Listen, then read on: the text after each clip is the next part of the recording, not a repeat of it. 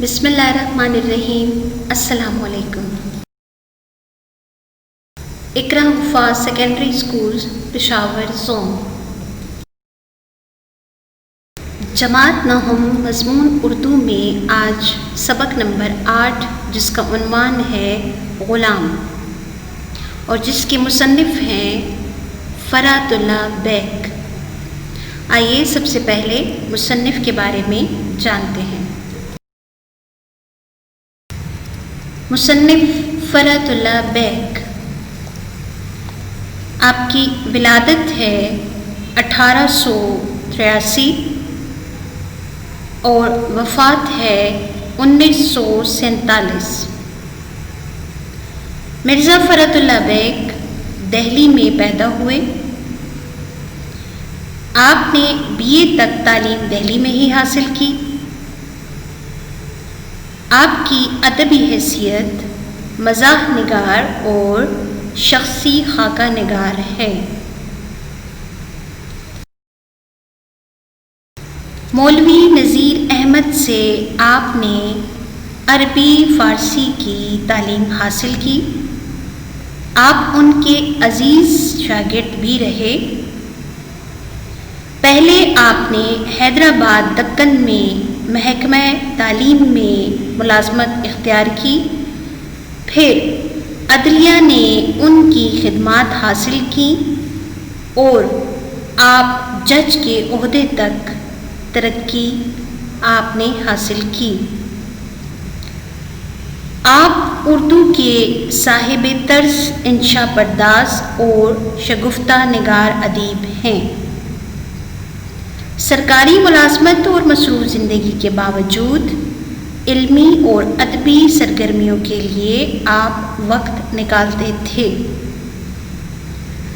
آپ کی وجہ شہرت مزاحیہ مضامین ہیں۔ آپ کی ظرافت سنجیدہ مگر اتنی رسیلی ہوتی ہے کہ پڑھنے والا اس کے مزے کو فراموش نہیں کر سکتا۔ آپ کی اہم تصانیف میں ایک تصنیف دلی کا ایک یادگار مشاعرہ۔ چونکہ آپ کو شخصی خاکہ لکھنے میں کمال حاصل ہے، آپ ان خاکوں میں ایسا ڈرامائی انداز اپناتے ہیں جو ان کے کردار کی متحرک تصویر بن جاتا ہے۔ اسی طرح آپ نے دلی کا ایک یادگار مشاعرہ میں بھی شاعروں کی ایسی تصویر کشی کی ہے کہ ایک ایک شاعر آنکھوں کے سامنے چلتا پھرتا دکھائی دیتا ہے۔ اس کے علاوہ آپ کی ایک اور تصنیف مولوی نذیر احمد کی کہانی کچھ میری کچھ ان کی زبانی۔ اس تصنیف میں آپ نے مولوی نذیر احمد کا جو خاکہ کھینچا ہے وہ اردو ادب کا شاہکار ہے۔ اس کے علاوہ آپ کا بڑا کارنامہ یہ ہے کہ آپ کے مضامین سے پرانی تہذیب کے ان پہلوؤں پر نظر پڑتی ہے جن تک رسائی کسی اور کی ممکن نہ تھی، اور اس کا ثبوت آپ کی کتابیں نئی اور پرانی تہذیب کی ٹکر اور پھول والوں کی سیر سے بخوبی ملتا ہے۔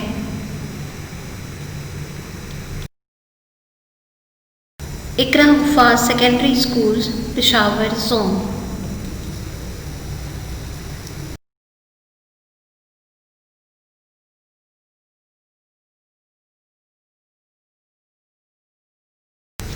سبق غلام۔ آئیے سبق کا مطالعہ کرتے ہیں۔ سب سے پہلے سبق کے اہم نکات۔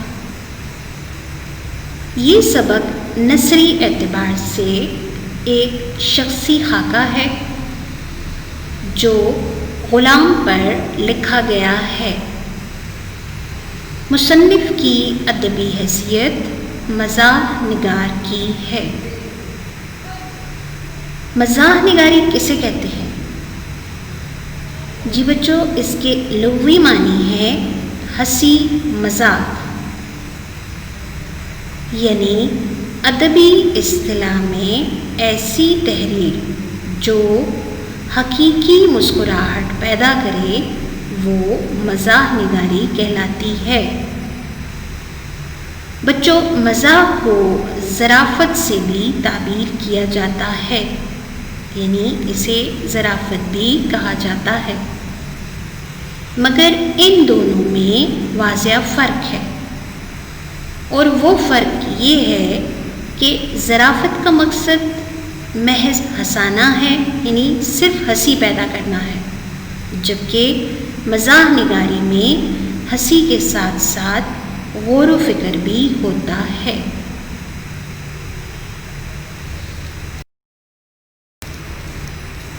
بچوں، یہ سبق فرحت اللہ بیگ کی تصنیف مضامین فرحت سے لیا گیا ہے۔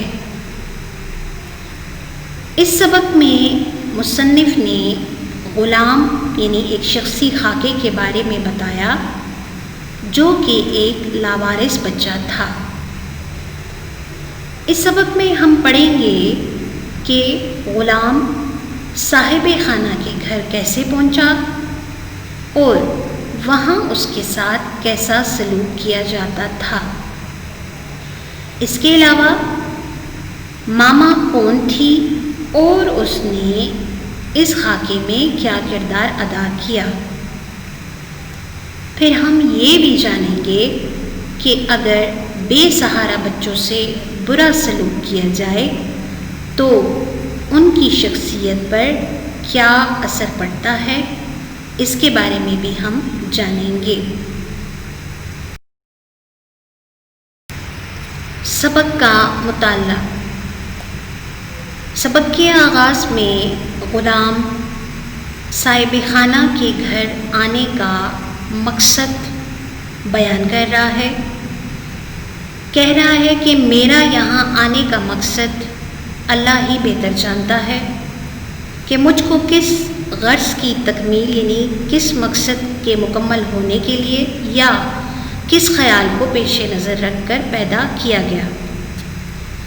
غلام کہہ رہے ہیں مجھے تو بظاہر اپنے یہاں آنے کی یعنی صاحب خانہ کے گھر آنے کی کوئی وجہ معلوم نہیں ہوتی۔ اگر کوئی وجہ اسے محسوس ہوتی ہے تو وہ یہ ہے کہ سرکار کے چانٹوں کے لیے کسی گدی یعنی کہ تھپڑوں کے لیے، گدی کہتے ہیں گردن کا پچھلا حصہ، تو سرکار کی تھپڑوں کے لیے شاید گردن کی ضرورت ہوگی، یا پھر بیگم صاحبہ کے تماچوں کے لیے کسی کلے کی یعنی گال یعنی رخسار کی، یا پھر صاحبزادے صاحب کی ٹھوکروں کے لیے کسی پنڈلی کی، پنڈلی کہتے ہیں ٹخنے اور گھٹنے کے درمیان یعنی ٹانگ کا حصہ، یا پھر صاحبزادی کی چٹکیوں کے لیے کسی ہاتھ کی ضرورت تھی۔ تو غلام کو لگتا ہے کہ ان تمام باتوں کی بنا پر شاید میں یہاں صاحب خانہ کے گھر آیا۔ پھر کہہ رہا ہے کہ میرے پیدا کرنے کے لیے بہت کافی وجوہ موجود تھیں، یعنی بہت سی وجہ تھیں، شاید اسی خیال سے میری ہڈیاں مضبوط، میرا گوشت سخت اور میری گدی مضبوط بنائی گئی، یا پھر رفتہ رفتہ خود ہی مضبوط ہو گئی۔ اب وہ اپنے بارے میں بتا رہا ہے کہ وہ صاحب خانہ کے گھر کیسے آیا۔ کہہ رہا ہے کہ میں کہاں پیدا ہوا اور کب پیدا ہوا، اس کا داخلہ تو قضا و قدر یعنی اللہ تعالیٰ ہی کی ذات جان سکتی ہے۔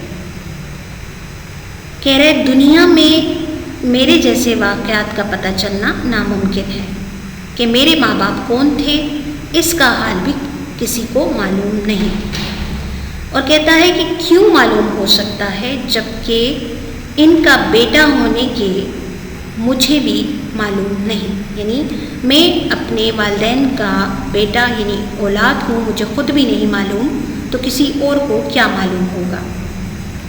ہاں میں اتنا جانتا ہوں کہ جب میں چھوٹا سا تھا تو اس وقت ایک عورت گود میں اٹھائے پھرتی تھی۔ کہہ رہا ہے کہ جب میں چھوٹا تھا تو ایک عورت مجھے گود میں لیے پھرتی تھی۔ اس کے بعد وہ عورت غائب ہو گئی اور کسی نے مجھے سڑک کے کنارے ایک مکان یعنی کہ یتیم خانے میں پہنچا دیا۔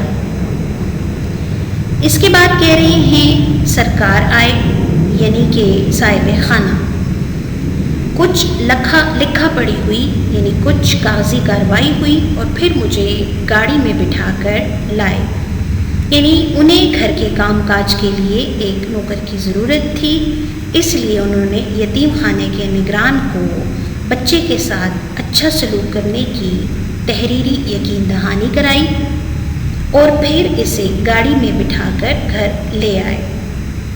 اسی طرح سے غلام اس گھر میں آیا اور اب تک اسی گھر میں رہ رہا ہے۔ غلام جس دن صاحب خانہ کے گھر پہنچا اس دن صاحب خانہ نے اسے نہلا دھلا کر صاف ستھرے کپڑے پہنائے اور صاف ستھرا آدمی بنا دیا۔ اس کے بعد دسترخوان بچھا اور اسے بھی دسترخوان پر بٹھایا گیا۔ غلام کہہ رہا ہے یہ دسترخوان پر میرا پہلا اور آخری دن تھا جب مجھے دسترخوان پر ہی کھانا نصیب ہوا۔ کھانے چونکہ بڑے مزے مزے کے تھے اور میں بھوکا بھی بہت تھا کیونکہ یتیم خانے سے آیا تھا، اس لیے اسے اس قسم کے کھانے وہاں میسر نہیں تھے۔ تو کہہ رہے میں ایسا بھوکا تھا اور ایسا بے تاب ہو کر میں کھانے پر گرا جب پیٹ تن کر نکارا ہو گیا، یعنی کہ نکارا مطلب یعنی وہ ڈول جسے آمد کے لیے بجایا جاتا ہے۔ کہہ رہے اس وقت کہیں جا کر کھانے سے ہاتھ اٹھایا، جس پیٹ میں آدھی روٹی نہ جاتی تھی اس میں ملغوبہ بھر گیا۔ ملغوبہ کہتے ہیں مختلف چیزوں کا انبار، یعنی کہ جسم کے اندر معدے میں مواد اکٹھا ہو گیا جس کی وجہ سے اسے بدہضمی ہو گئی۔ علاج ہوا اور خدا خدا کر کے وہ اچھا ہوا۔ اس کے بعد کھانے میں احتیاط کی جاتی، اگر یہ نہ کرتا تو بیگم صاحبہ ضرور احتیاط کرتی، یہاں تک کہ اس کی روٹی گھٹتے گھٹتے یعنی کم ہوتے ہوتے آدھی روٹی پر نوبت آ گئی۔ حکم تھا کہ بیگم صاحبہ کا حکم تھا کہ میرے سامنے کھا، بھلا بڑھتے معدے کو آدھی روٹی کیا معلوم ہو، چونکہ وہ بڑھ رہا تھا، اس کی نشو و نما ہو رہی تھی تو اس لیے آدھی روٹی اسے کم معلوم ہوتی تھی۔ صاحب خانہ کی ایک لڑکی تھی جو کہ غلام کے برابر ہی تھی۔ غلام کہہ رہا ہے کہ یقین مانیے کہ اس کا منہ ہر وقت چلتا رہتا تھا۔ گلی میں کوئی بھی کھانے والا آتا، کوئی بھی سودے والا آتا، کوئی بھی خوانچہ آتا، وہ بپھر جاتی اور پیسے لے کر کچھ نہ کچھ کھانے کی چیز ضرور لے لیتی۔ کھاچن آتی، اس سے بھی وہ کھانے کی چیزیں لیتی۔ کھاچن مطلب سبزی فروش عورت، اور جب وہ کھانا کھانے کے لیے بیٹھتی تو سب سے آخر میں اٹھتی۔ جب دیکھو اس کا پیٹ تنا ہوا ہوتا، ہمیشہ پیٹ خراب یعنی نرم رہتا جس کی وجہ سے اسے دست آ رہے ہوتے، مگر بیگم صاحبہ ہر کسی سے یہی کہتی کہ وہ کچھ کھاتی پیتی نہیں ہے، جبکہ اس کا منہ ہر وقت چلتا رہتا تھا اور کھانا ہی اس کا پسندیدہ مشغلہ تھا۔ اب صاحب خانہ کے گھر غلام کو کھانا مکمل نصیب نہیں ہوتا تھا، جبکہ اس کی بیٹی کو رکابیاں بھر بھر کر کھلائی جاتی۔ رکابیاں مطلب پلیٹ۔ اور غلام کے بارے میں کہا جاتا کہ موئے کا پیٹ نہیں بڑھتا، یعنی کمبخت یا بد نصیب۔ غلام کے بارے میں کہا جاتا کہ اس کا مرغی کا معدہ ہے، یہ ادھر کھاتا ہے اور ادھر ہضم ہو جاتا ہے۔ اب جب غلام کو کھانا کم ملتا تو غلام نے ایک اور کام شروع کر دیا. اس نے کھانا کھانے والے کو گھورنا شروع کر دیا. اب غلام کہہ رہے نظر وظر تو لگانا مجھے آتا نہیں، ہاں یہ ضرور ہے کہ گھورنا میرے لیے مفید ثابت ہوا، کیونکہ اس طرح کھانے کے لیے اسے کچھ نہ کچھ مل جاتا. شروع میں تو غلام کی یہ حالت تھی کہ اگر وہ کسی کو کچھ کھانے دیکھتا تو الگ ہٹ جاتا تھا. کوئی اللہ کا بندہ یہ خیال نہ کرتا تھا کہ اس لاوارث بچے کو بھی کچھ دیا جائے.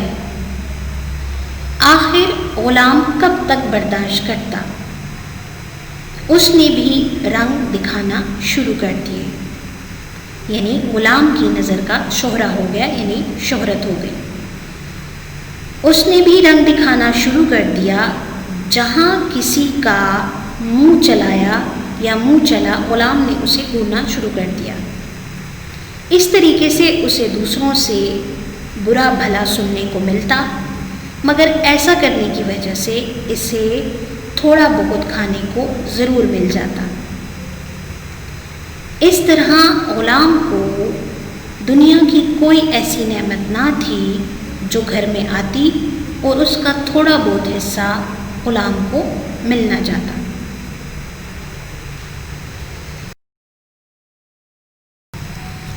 غلام چونکہ اس گھر میں نوکر کی حیثیت سے لایا گیا تھا، اس لیے گھر والوں کا سلوک اس کے ساتھ اچھا نہ تھا. غلام اپنے بارے میں کہہ رہا ہے کہ آخر میں یہ سلوک کب تک برداشت کرتا، میں نے بھی بے حیائی کا جامہ پہن لیا. پٹنا قسمت میں لکھا ہے تو یوں ہی صحیح. پٹنا مطلب مار کھانا.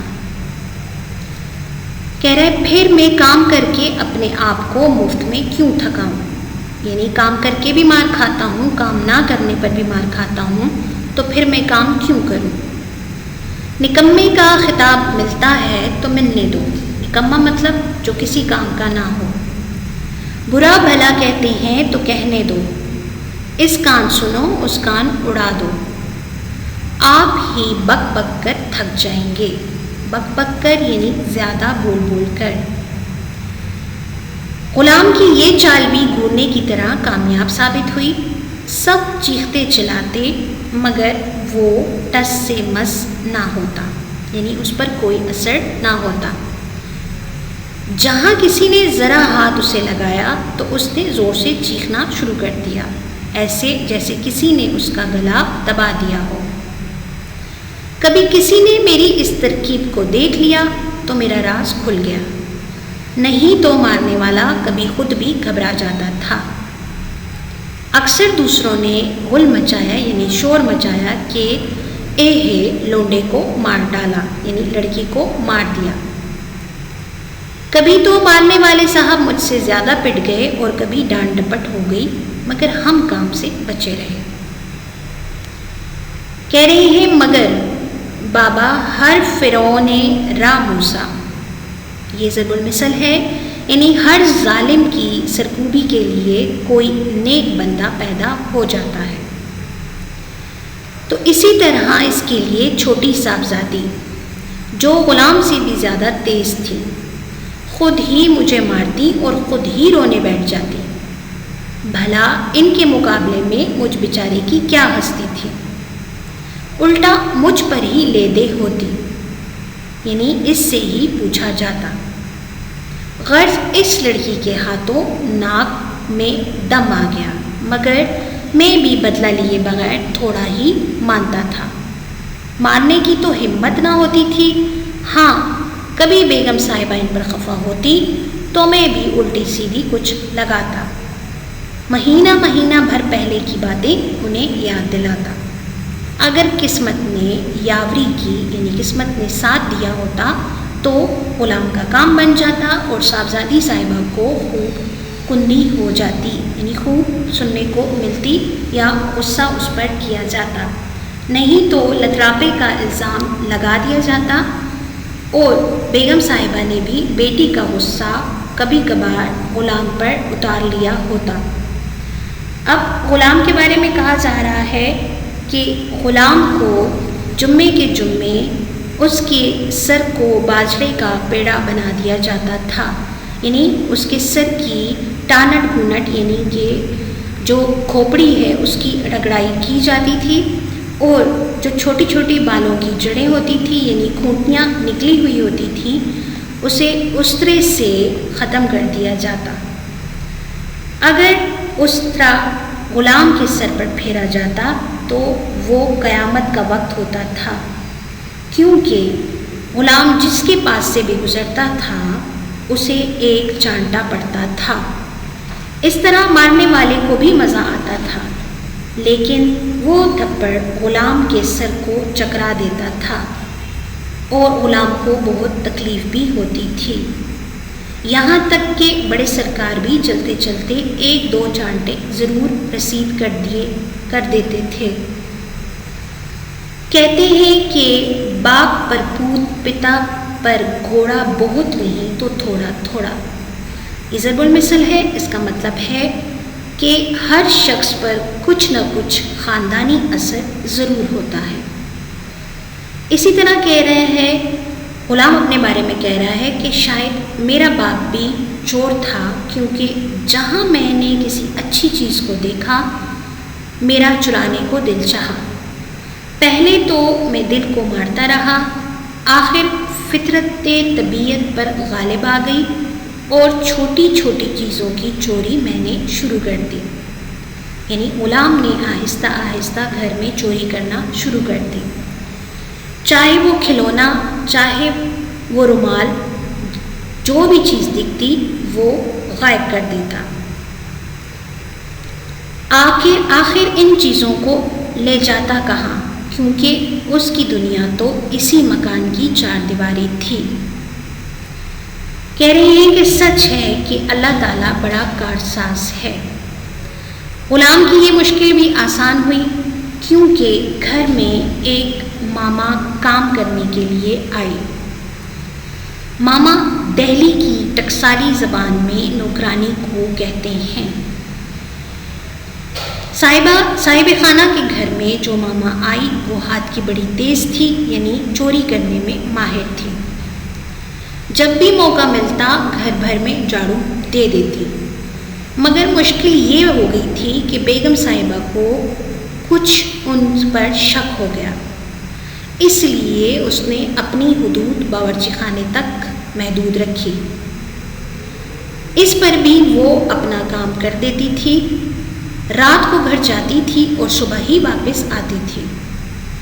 اب جو پوٹلی وہ لاتی لے جاتی تھی، روز روز اس پوٹلی کو کھولا نہیں جاتا تھا، خدا جانے کتنا دال آٹا باندھ کر لے جاتی تھی۔ ہاں یہ ضرور تھا کہ جب سے وہ آئی تھی دسترخوان پر ہر چیز تھوڑنے لگی تھی، یعنی کم ہونے لگی تھی۔ ہماری بیگم صاحبہ کی سمجھ کو دیکھو کہ بجائے یہ معلوم کرنے کے کہ کھانا کیوں کم پڑنے لگا ہے، الٹا اس نے غلہ یعنی اناج بڑھا دیا، مگر ماما جی نے اس پر بھی بس نہ کی، ادھر غلہ بڑھا ادھر ماما کی چوری بڑھی۔ غرض جب تک وہ اس گھر میں رہی کھانے میں ہمیشہ برکت ہی برکت رہی۔ ماما جی غلام کو بچہ سمجھ کر اس کے سامنے پوٹلی باندھنے میں احتیاط کم کرتی تھی، پوٹلی یعنی جو تھیلی اس کے پاس تھی۔ اس لیے غلام کو ماما کی کرتوتوں کا علم تھا، اس کو بھی معلوم تھا اور وہ ساری کارروائیوں سے واقف تھا، اس لیے ماما غلام کی طرفداری کرتی تھی اور چپکے چپکے اسے کچھ نہ کچھ کھلاتی رہتی تھی۔ رفتہ رفتہ غلام کو بھی ماما سے محبت ہو گئی، اور کیوں نہ ہوتی، کیونکہ گھر والے بھی اس کے ساتھ اچھا برتاؤ نہیں کرتے تھے۔ آخر یہ ہوا کہ تھوڑے ہی دنوں میں خود میں نے ماما جی کو، یعنی غلام کہہ رہا ہے کہ میں نے چیزیں چرا چرا کر دینا شروع کر دی۔ بیگم صاحبہ نے کوئی چیز رکھی اور غلام نے غائب کر دی، چاہے وہ پیسے یا کھونٹی پر لٹکا تولیہ، کھونٹی مطلب چھوٹی میخ، یہاں تک کہ پٹاری میں سے سونے کا چھلا بھی اڑ گیا۔ چھلا کہتے ہیں سونے یا چاندی کا حلقہ جو انگلی میں پہنا جاتا ہے۔ اس پر بڑا غل مچا، مختلف قسم کے تجربات ہوئے، کچے چاول چبوائے گئے، چھری پڑوا کر رکھی گئی، مگر پتہ نہ چلا۔ غلام پر تو کہہ رہے ہیں کہ شبہ ہو ہی نہیں سکتا تھا، کیونکہ سب جانتے تھے کہ اگر یہ چرا کر لے جائے گا تو کہاں لے جائے گا، اور ماما پر شک کی گنجائش اس لیے نہ تھی کیونکہ اس کا داخلہ باورچی خانے تک ہی محدود تھا۔ اب رہی بی مغلانی اور آیا تو وہ جانے اور بیگم صاحبہ جانے۔ غرض کہتے ہیں تھوڑے دن بعد یہ بات آئی گئی ہو گئی۔ کہہ رہے ہیں چھلے کے عوض یعنی چھلے کے بدلے ماما نے غلام کو 2 لڈو کھانے کو دیے۔ اب غلام کو تو لڈوؤں کی چاٹ پڑ گئی، یعنی چسکا پڑ گیا، عادت پڑ گئی۔ میں نے بھی، یعنی کہ غلام کہہ رہا ہے کہ میں نے اپنا گھر صاف کر کے ماما جی کا گھر بھرنا شروع کر دیا۔ چونکہ ماما کی بیٹی کی شادی ہونے والی تھی، اس لیے سارا جہیز ہمارے گھر سے رفتہ رفتہ وہاں پہنچ گیا، جن میں دری، چاندنی اور مچھردانی تک تھی۔ کہتے ہیں کہ بیگم صاحبہ بھی انتہائی پریشان ہو گئی کہ یا اللہ، سامان کو پر لگ گئے ہیں، یہاں رکھو وہاں آئے۔ آخر حضرات کی ٹھہری، یعنی کہ جن بھوت وغیرہ جمع کرنے کا جو جلسہ ہوتا ہے وہ کیا گیا۔ چھوٹی بی بی کو آئینے کے سامنے بٹھایا گیا۔ جنوں کے بادشاہ نے ان سے چور کا حال جب پوچھا، چھوٹی بی بی تو غلام کی جان کی دشمن تھی، اس لیے اس نے غلام کا نام لے لیا۔ کسی کو یقین نہ آیا، مگر بڑے سرکار کچھ کھٹک گئے۔ کھٹک مطلب چبھن یعنی خلش۔ شاید میرے اور ماما جی کے زیادہ میل جول سے ان کو کوئی خیال پیدا ہو گیا۔ ماما جی سمجھی چلو یہ مال بھی ہضم ہوا۔ ایک دن مجھ سے کہا، دیکھو بیٹا، ابھی بیگم صاحبہ پٹاری میں چمپا کلی رکھ کر کوٹھے پر گئی ہے۔ چمپا ایک درخت جس کا پھول سفید مائل زرد رنگ کا ہوتا ہے اور خوشبودار بھی ہوتا ہے، اور چمپا کلی کا مطلب ہے کہ گلے کا ایک زیور جس کے دانے چمپا کے پھول سے مشابہت رکھتے ہیں۔ تو کہہ رہی ہیں کہ جب بیگم صاحبہ چمپا کلی رکھ کے گئی تو ماما نے غلام سے کہا کہ جا کر چپکے سے نکال لاؤ، میں تمہیں اتنے لڈو کھلاؤں گی کہ تمہارا پیٹ بھر جائے گا۔ چنانچہ غلام ٹہلتا ٹہلتا دالان میں آیا اور ادھر ادھر دیکھا، جب کوئی نہیں تھا تو اس نے پٹاری میں سے چمپا کلی نکال کر اپنے نیفے میں اڑس لی اور باورچی خانے میں آ کر ماما جی کے حوالے کر دی۔ ماما جی نے اسے خشکے کی رکابی میں، یعنی خشکا مطلب جو سوکھا آٹا ہوتا ہے جسے روٹی پکانے کے لیے پیڑے میں استعمال کیا جاتا ہے، ماما نے وہاں پہ چمپا کلی کو رکھ دیا۔ بیگم صاحبہ نیچے آئیں، پٹھاری کھول کر پان کھایا، مگر کچھ نہ بولی۔ تھوڑی دیر میں بڑے سرکار بی بی مغلانی اور آیا بھی دالان میں آ گئے۔ کھانا منگوایا گیا، سب نے کھا پی کر فراغت کی۔ بی ماما اپنی پوٹلی دکھا دروازے کے باہر نکل رہی تھی کہ ایک غل مچ گیا، یعنی شور۔ میں دوڑتا ہوا باہر آیا، دیکھتا ہوں کہ ماما جی کو ایک سپاہی پکڑے کھڑا ہے اور ماما جی وہ شور مچا رہی ہیں کہ خدا کی پناہ، گھر والوں کو بھی تانے دے رہی ہیں، سپاہیوں کو بھی صلواتیں سنا رہی ہیں۔ مجھے جو ماما جی نے دیکھا تو کہا، بیٹا یہ کھانا تو لے جا کر میرے گھر میں دے آ، بچی بھوکی بیٹھی ہوگی، 12 بج چکے ہیں، دیکھیے ان کالی وردی والوں سے کب پیچھا چھوٹتا ہے، خدا نہ کرے کہ کوئی ایسے گھر میں نوکر ہو، یہ نہ شریف کو دیکھتے ہیں نہ رزیل کو، رزیل مطلب پاجی یا کمینہ۔ گھوڑے گدھے کو ایک ہی لاٹھی سے ہانکتے ہیں۔ یہ کہہ کر انہوں نے پوٹلی میری طرف بڑھائی۔ میں نے ہاتھ بڑھایا ہی تھا کہ سپاہی نے ایسے زور سے ڈانٹا کہ میرا دم ہی نکل گیا اور ماما جی بھی کچھ سہم سی گئیں۔ اتنے میں داروغہ جی بھی آ گئے، یعنی تھانے دار، سب انسپکٹر۔ کچھ لوگ اور جمع ہوئے، پوٹلی کھلوائی گئی، خشکے میں سے چمپا کلی نکلی۔ یہ دیکھ کر ماما جی بپھر گئیں، کہنے لگیں، ہے یہ چمپا کلی میرے خشکے میں کہاں سے آ گئی؟ بیگم صاحبہ نے خود نکال کر مجھے خشکا دیا تھا، انہی نے رکھ دی ہوگی۔ ہاں بابا، بڑے لوگ ہیں، آج خشکے میں مدعا یعنی چوری کا مال رکھ کر پولیس کے حوالے کر دیا، کل خدا جانے کیا کرے۔ نہ بابا نہ، میں اس گھر میں اب نہیں رہنے والی۔ یہ کہہ کر اس نے جانا چاہا کہ سپاہی نے اس کی چٹیا پکڑ کر گھسیٹ لیا۔ اس پر تو بڑھیا نے وہ ادم یعنی شور مچایا کہ سارا محلہ سر پر اٹھا دیا۔ غلام کہہ رہے اس وقت تو میں نہ سمجھا کہ یہ شور کیوں مچا رہی ہے، بعد میں سمجھ آئی کہ اس کا مکان قریب ہی تھا اور یہ اپنی بیٹی کو یہ بتانا چاہ رہی تھی کہ وہ گھر سے چوری کا مال نکال دے۔ چنانچہ ماں بھی بیٹی بھی ماں کی طرح تھی، اس نے ماں کی جب یہ حالت دیکھی اور سنی تو وہ بھی چوری کا سارا مال لے کر نکلنے لگی۔ اسی وقت دوسرے سپاہی نے اس کو پکڑ کر ماں کے ساتھ لا کر کھڑا کر دیا۔